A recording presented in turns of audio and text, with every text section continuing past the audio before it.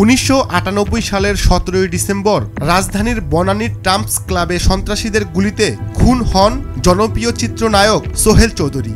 এ ঘটনায় সোহেল চৌধুরীর ভাই তৌহিদুল ইসলাম চৌধুরী বাদী হয়ে গুলশান থানায় মামলা দায়ের করেন। 2 যুগ পর চাঞ্চল্যকর এ হত্যা মামলায় রায় দিয়েছেন আদালত। বৃহস্পতিবার ঢাকার দ্রুত বিচার ট্রাইব্যুনাল 2 এর বিচারক অরুণাভ চক্রবর্তী এই রায় ঘোষণা করেন।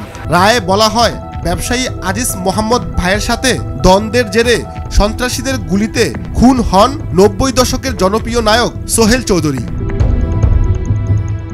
রায়ে ব্যবসায়ী আজিজ মোহাম্মদ ভাই সহ 3 আসামিকে যাবজ্জীবন কারাদণ্ড দেন আদালত। তবে সাজা পাননি সোহেল চৌধুরীকে গুলি করা শীর্ষ সন্ত্রাসী ইমন ও মামুন সহ 6 জন। 3 জন আসামিকে যাবজ্জীবন কারাদণ্ড দেওয়া হয়েছে এবং 2 লক্ষ টাকা জরিমানা অনাদায়ে 1 মাসের কারাদণ্ড দেওয়া হয়েছে। আদনান সিদ্দিকী, বান্টি ইসলাম এবং আজিজ মোহাম্মদ ভাই এই 3 জনকে যাবজ্জীবন কারাদণ্ড দেওয়া হয়েছে। আর বাকি যারা আছে তাদেরকে এই মামলা থেকে বেকসুর খালাস দেওয়া হয়েছে। সন্তুষ্ট অসন্তুষ্ট ব্যাপার না, কথা হলো যে আমরা পূর্ণাঙ্গ রায়টা পাওয়ার পরেই আমরা এটা বুঝতে পারবো যে এটা আমরা আপিলে যাব কি যাব না।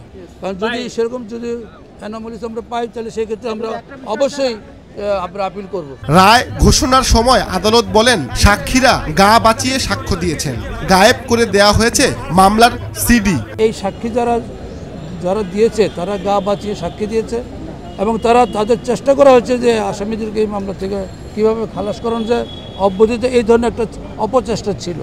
তারপরেও অন্যান্য সাক্ষীদের যে সাক্ষী তাদের সাক্ষীর উপর ভিত্তি করে এই মামলাটা আজকে সাজাটা দেওয়া হলো। এই রায়ের বিরুদ্ধে উচ্চ আদালতে যাওয়ার কথা বলছেন রাষ্ট্র ও আসামি পক্ষের আইনজীবীরা। এই ঘটনার সাথে আমার ক্লায়েন্ট সানজিদুল ইসলাম ইমন কোনোভাবে জড়িত ছিল না, কিন্তু আমাকে 2008 সাল থেকে এই মামলায় গ্রেপ্তার দেখিয়ে 16টা বছর আমি জামিনও পাইনি। আমাদের অমানবিক জীবন যাপন করতে হয়েছে।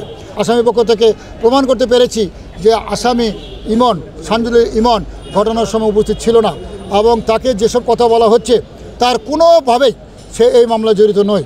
এই জন্য মাননীয় আদালত আমাদেরকে বেকসুর খালাস দিয়েছে, এই জন্য আমরা খুশি। কীভাবে সন্তুষ্ট হবে? এটা তো বিচার হয়নি, এটাকে জোর করে ন্যায় বিচার হয়নি, জোর করে সাজাটা তার উপর চাপানো হয়েছে, আজিজ ভাইয়ের উপর জোর করে চাপানো হচ্ছে। যেহেতু সে একজন ইন্টারন্যাশনাল ব্যবসায়ী, তাকে জোর করে চাপানো হচ্ছে। কেন চাপানো হচ্ছে, কী হয়েছে, এটা যারা করেছে তারা জানেন, আমরা জানি না। তবে এটা ন্যায় বিচার হয়নি এবং এটা কোনো অবস্থাতে কোনো একটা সাক্ষী আমাদের সম্পর্কে বলেনি। উচ্চ আদালতে যাবেন? উচ্চ আদালতে ডেফিনেটলি যাওয়া হবে, যাবে না কেন? মামলায় অভিযোগে বলা হয়, হত্যাকাণ্ডের কয়েক মাস আগে আজিজ মোহাম্মদ ভাইয়ের সঙ্গে সোহেল চৌধুরীর কথা কাটাকাটি হয়। এর প্রতিশোধ নিতে সোহেল চৌধুরীকে হত্যা করা হয়। ঘটনার রাতে সোহেল তার বন্ধুদের নিয়ে ট্রাম্পস ক্লাবে ঢোকার চেষ্টা করেন। তাকে ভেতরে ঢুকতে বাধা দেয়া হয়। রাত 2:30টার দিকে আবারও তিনি ঢোকার চেষ্টা করেন। তখন সোহেলকে লক্ষ্য করে ইমন, মামুন, লিটন, ফারুক ও আদনান গুলি চালান। শেখ ফরিদ, ভোরের কাগজ, ঢাকা।